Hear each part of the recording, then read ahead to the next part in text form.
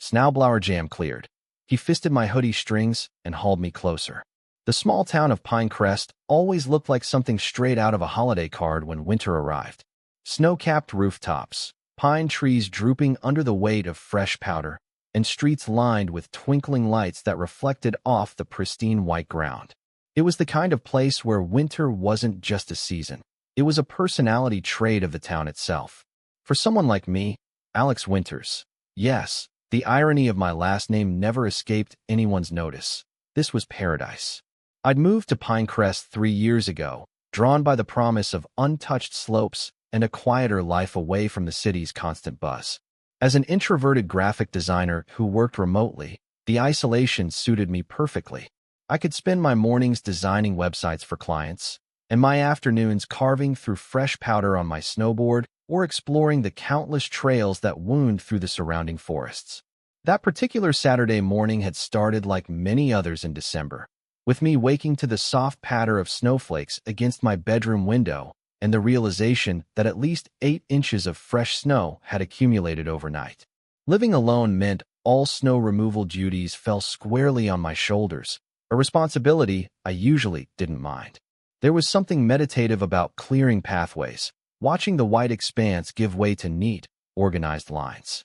I had invested in a decent snowblower the previous year, a purchase that had saved my back countless times already. After pulling on my thermal layers, a navy blue hoodie, and my most waterproof boots, I ventured outside, coffee mug in hand, to survey the damage. The snow had drifted against my front porch, creating a small mountain that would require some serious effort to clear. I set my coffee down on the porch railing, pulled the hood up over my dark brown hair, and trudged toward the garage to retrieve my mechanical savior. The snowblower had always been reliable, until that morning. I'd barely cleared half of my driveway when the machine made an ominous grinding noise, followed by a complete shutdown. No amount of pulling the starter cord or checking the fuel level seemed to help. I knelt down in the snow, examining the auger, and discovered it was completely jammed with what appeared to be a mixture of ice, snow, and what might have been a small branch that had been buried beneath the fresh powder. "Come on, not today," I muttered, my breath forming clouds in the frigid air. I was poking at the jam with a stick, achieving absolutely nothing, when I heard the crunch of boots on snow behind me. "Looks like you're fighting a losing battle there," came a voice that somehow managed to sound both amused and sympathetic at the same time. I turned around, still crouched beside the useless machine, to find myself looking up at a man I recognized vaguely as my neighbor from 3 houses down. I'd seen him around town occasionally, at the local coffee shop or passing by on evening walks, but we'd never actually spoken. What I hadn't fully appreciated from those distant sightings was just how attractive he was up close. He stood there in a well-worn red and black plaid jacket, dark jeans tucked into winter boots, with a black beanie pulled over what I could see was sandy blonde hair. His face was partially covered by a neatly trimmed beard that did nothing to hide the dimple that appeared when he smiled, which he was doing now, looking down at me with bright hazel eyes that crinkled at the corners. "Yeah, I think it's officially won this round," I replied, standing up and brushing snow from my knees. "I'm Alex, by the way. You live down the street, right?" "Jamie Bennett," he said, extending a gloved hand which I shook briefly.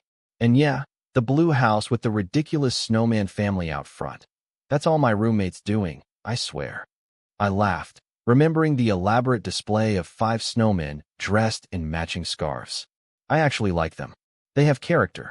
Jamie stepped closer to the snowblower, crouching down to examine it with a practiced eye. "Mind if I take a look? I fix these things all the time at the hardware store downtown." "Be my guest," I said, stepping back. I was about 5 minutes away from kicking it and hurting my foot in the process. Jamie chuckled. The sound warmed despite the cold air surrounding us. "Probably wouldn't have helped the machine, but might have made you feel better temporarily." He began examining the jam, his movements confident and methodical. "So you're a winter sports guy? I've seen you heading out with your snowboard a few times." I was surprised he'd noticed. "Yeah, it's why I moved here. The mountains are perfect, and there's something about being the first one to carve through fresh powder that just feels, I don't know, pure somehow." "I get that," Jamie nodded, working at dislodging something from the auger. "I'm more of a cross-country ski person myself, like the endurance aspect of it." As Jamie worked, I found myself noticing details. The way his forearms flexed beneath his pushed-up sleeves, the focused expression that made a small line appear between his eyebrows, the careful precision of his movements. There was something undeniably attractive about watching someone who knew exactly what they were doing. "So what brought you to Pinecrest?" I asked, trying to distract myself from staring too obviously. Jamie glanced up, a small smile playing at his lips as if he'd caught me looking. "Born and raised, actually. Left for college, tried the big city thing for a while, but the mountains have a way of calling you back, you know." He grunted as he pulled at something stuck deep in the mechanism. "Plus, my dad owned the hardware store. When he started talking about retirement, it seemed like the right time to come home and take over." Our conversation flowed surprisingly easily as Jamie continued working on the Snowblower. I learned he was 32, just a year older than me, loved horror movies but was secretly terrified of them, and had a golden retriever named Einstein who had a habit of stealing socks. "Almost got it," Jamie muttered after about 15 minutes of tinkering. He reached deeper into the machine, his face a mask of concentration. "There's a branch wedged in here that's causing all the trouble." I moved closer to see better, accidentally bumping against his shoulder. "Sorry," I said quickly, feeling a flush that had nothing to do with the cold creep up my neck. Jamie just smiled, not moving away. "No worries. Actually, could you hold this part back while I pull? It'll give me better leverage." I knelt beside him, our shoulders now deliberately touching as I reached where he indicated. The position put us face to face, close enough that I could see the different flecks of color in his hazel eyes, more green than brown, with little golden specks near the pupils. I held the metal piece as instructed, trying to ignore how aware I suddenly was of our proximity. "On three," Jamie said, his voice lower now that we were so close. "1, 2, 3. We pulled together, and suddenly the branch came free with a satisfying crack. The force of our combined effort threw us slightly off balance, and Jamie's hand landed on my knee to steady himself. The touch, even through layers of denim and thermal underwear, sent an unexpected jolt through me. "Got it," Jamie exclaimed triumphantly, holding up the offending branch. But he didn't immediately move his other hand from my knee, and I found myself hoping he wouldn't. After a moment that stretched just long enough to feel meaningful, Jamie stood, offering me a hand up. "Let's see if she runs now." I took his hand, noticing how strong his grip felt even through our gloves, and allowed him to pull me to my feet. Jamie moved to the Snowblower, checked a few things, and then pulled the starter cord. The machine roared to life, the sound almost victorious in the quiet, snow-muffled neighborhood. "You're a miracle worker," I said, genuinely impressed, and perhaps a little too enthusiastic. "Seriously, you just saved me from having to shovel this entire driveway by hand." Jamie's smile widened, showing straight white teeth against his beard. "Happy to help a neighbor in distress. Besides," he added with a playful wink, "now you owe me one." There was something in the way he said it, a hint of flirtation that made my stomach do a little flip. I wasn't imagining it, was I? The lingering touch, the maintained eye contact, the easy banter that felt charged with something more.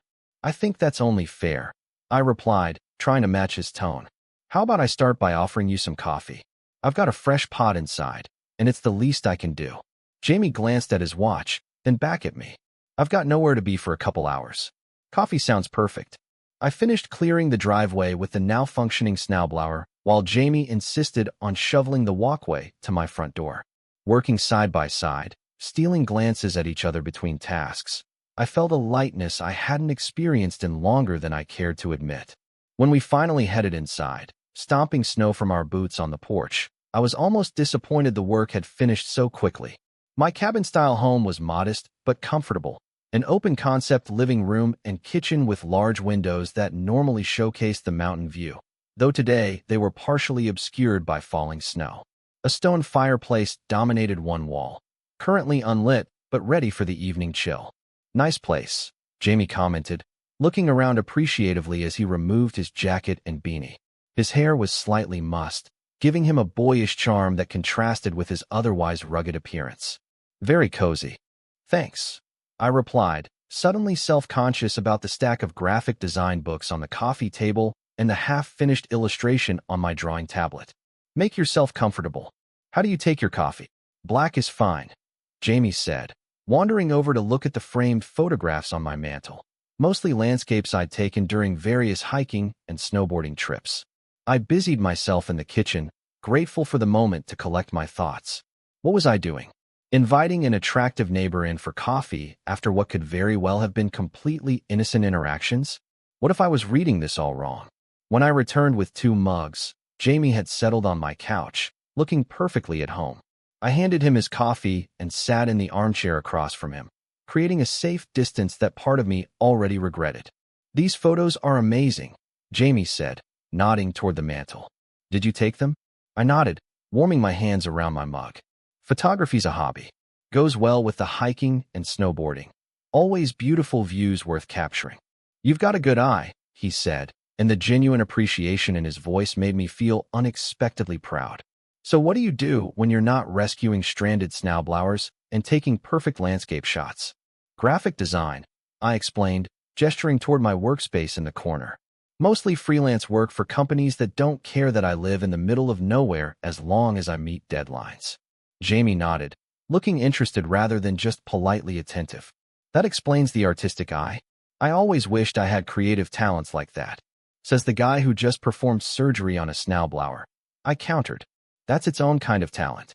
Our conversation flowed easily, jumping from work to favorite hiking trails, to books we'd read recently, to the best places to eat in town. Jamie was surprisingly easy to talk to, outgoing where I was reserved, funny in a way that drew me out of my shell. Before I knew it, an hour had passed, and we were on our second cups of coffee. "I should probably get going," Jamie said eventually, though he made no move to stand. "I promised Einstein a walk before my shift at the store this afternoon." "Of course," I said, trying not to sound disappointed. "Thanks again for the snowblower rescue." We both stood, and I walked him to the door where he began pulling on his jacket and beanie. There was a moment of awkward hesitation, that universal moment of not knowing quite how to end an encounter that felt significant somehow. "We should do this again sometime," Jamie said, zipping up his jacket. Maybe without the broken machinery as an excuse. My heart did a little stutter step. "I'd like that," I replied, probably too quickly. Jamie smiled, reaching out suddenly toward my hoodie. For a confusing moment, I wasn't sure what he was doing, until his fingers gently fisted around the strings of my hood, giving them a playful tug that pulled me a half-step closer to him. "You had them uneven," he explained, his voice lower now, our faces closer than they had been all morning. It was bothering me, but he didn't let go immediately, his fingers still wrapped around the strings, his eyes holding mine with an intensity that made breathing suddenly complicated. Time seemed to stretch and compress simultaneously, and I became acutely aware of every detail. The slight coffee scent on his breath, the way one corner of his mouth lifted higher than the other when he smiled, the barely audible sound of his breathing. "Better?" I managed to ask, my voice embarrassingly husky. "Much," he replied, finally releasing the strings and stepping back. The loss of proximity felt like a physical thing. "See you around, Alex." And then he was gone, the door closing behind him, leaving me standing in my entryway wondering what exactly had just happened and why my heart was racing like I'd just bombed down the steepest slope on the mountain. The next few days passed in a strange haze of anticipation. I found myself looking out windows more often, taking slightly longer routes when walking to the local coffee shop, all in hopes of running into Jamie again. It was ridiculous. I had his house number. I knew where he worked. I could have easily engineered another meeting, but something held me back.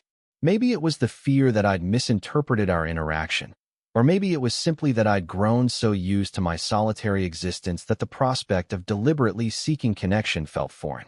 On Wednesday afternoon, I was returning from a particularly satisfying few hours on the slopes when I spotted a now familiar figure walking a golden retriever down my street. The dog noticed me first, barking excitedly and pulling on the leash toward me. "Einstein, heel," Jamie commanded, though he was smiling as the dog continued to strain in my direction.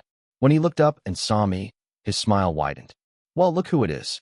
Einstein apparently remembers you, which is impressive considering you've never met."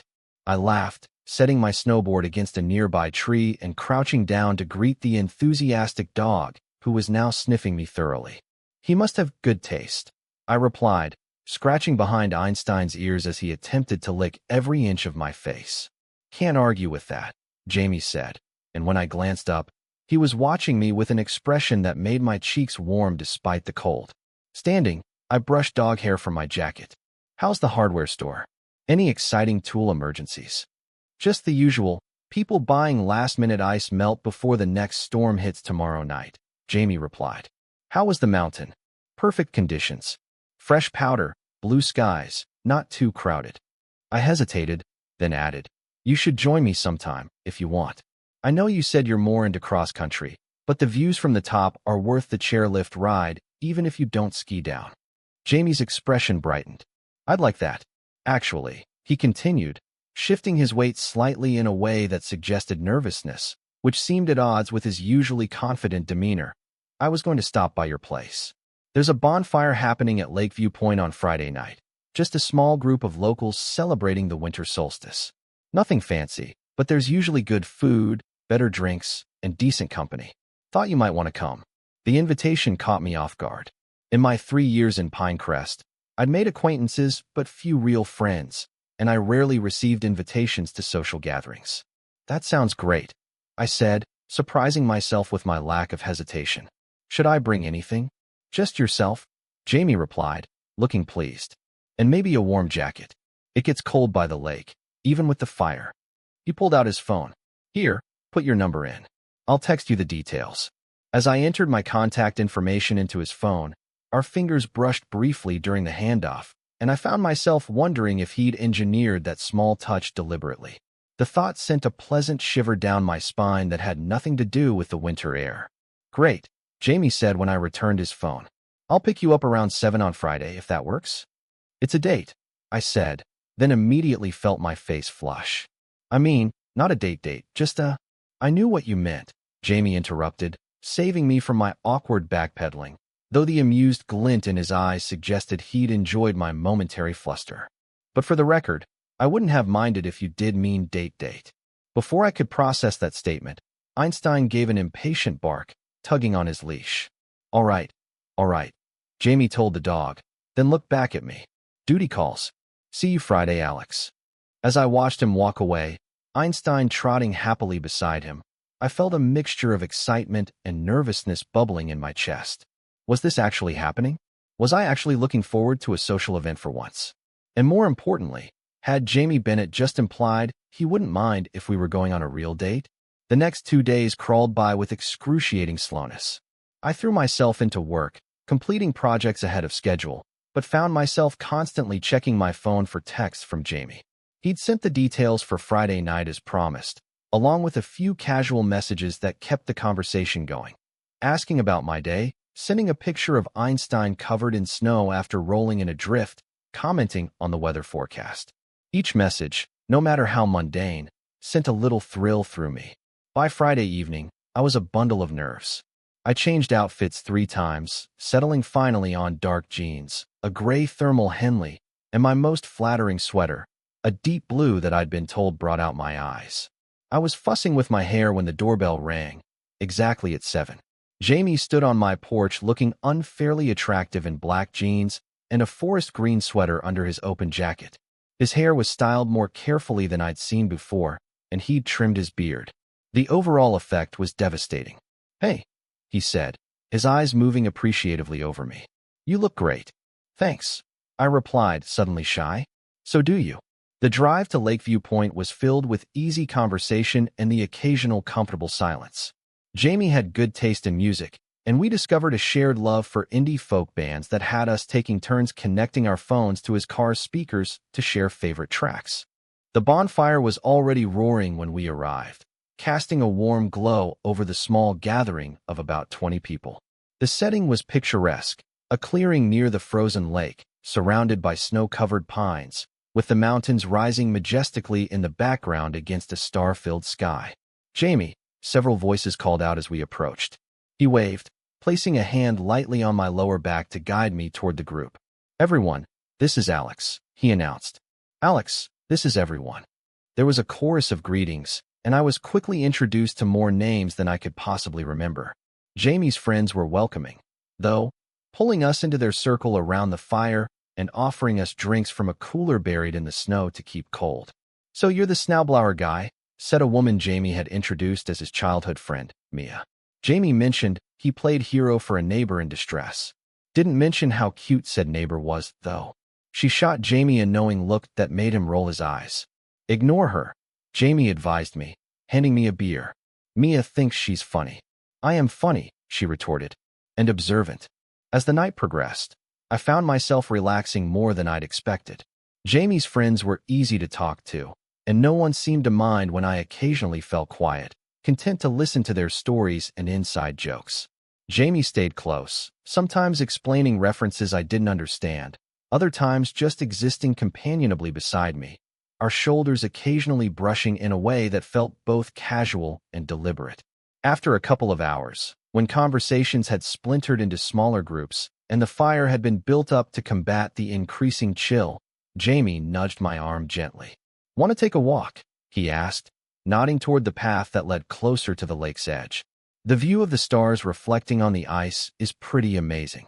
I nodded, and we excused ourselves, grabbing our jackets from where we'd discarded them earlier when the fire's heat had become too intense. As we moved away from the group, I felt Jamie's hand brush against mine, then tentatively take hold, his fingers intertwining with my own. My heart stuttered, but I tightened my grip slightly to let him know the contact was welcome. The lake was beautiful, a vast expanse of ice that gleamed silver in the moonlight, with the dark silhouettes of mountains reflected on its surface.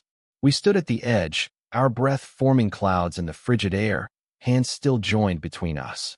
"I'm glad you came tonight," Jamie said softly, turning to face me. "I've been wanting to ask you out since I moved in 3 months ago, but never quite worked up the nerve." I looked at him in surprise.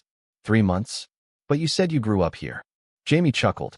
"I did, but I was living above the hardware store when I first came back. My roommate and I just bought the house down the street from you in October." He squeezed my hand. "I used to see you leaving for the mountain or working on your laptop by your front window. Thought about introducing myself a dozen times." "Why didn't you?" I asked, genuinely curious.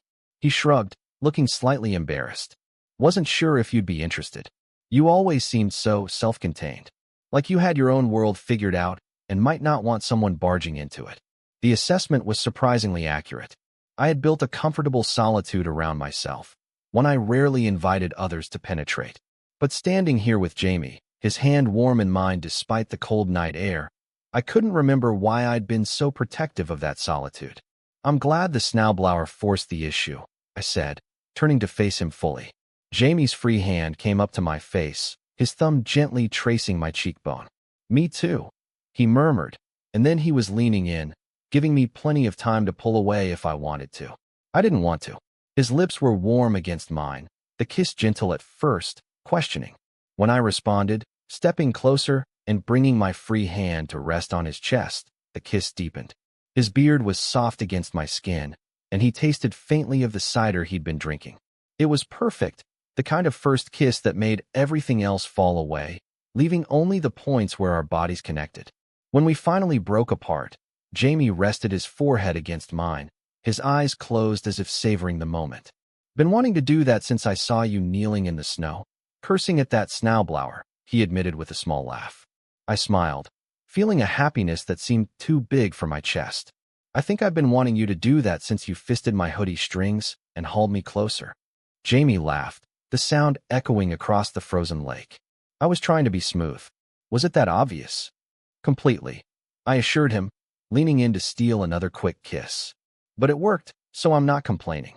We stayed by the lake for a while longer, talking and kissing and learning the contours of each other's faces with cold-numbed fingertips. When we finally returned to the bonfire, our joined hands and matching smiles drew knowing looks, but mercifully few comments from the group. As the fire began to die down and people started packing up to leave, Jamie pulled me close, his arm around my waist. "What are your plans tomorrow?" he asked. "Nothing set in stone," I replied. "Might head to the mountain if the storm lets up enough." "How about breakfast first?" he suggested. "I make a mean stack of pancakes. Einstein can vouch for my skills." I pretended to consider this. "Well, if Einstein endorses them, how can I refuse?" Jamie's smile was bright even in the dimming firelight. "It's a date," he said firmly. "A date, just to be clear." I laughed, leaning into his warmth. "Crystal clear." As we drove back through the quiet, snow-covered town, I found myself thinking about how sometimes the best things come from unexpected moments, like Snowblower jams and hoodie strings, and the courage to let someone new into your carefully constructed world. Winter in Pinecrest had always been beautiful, but now it held the promise of something even more beautiful: connection, warmth, and the beginning of what felt remarkably like falling in love. Total _char_count, 18,740.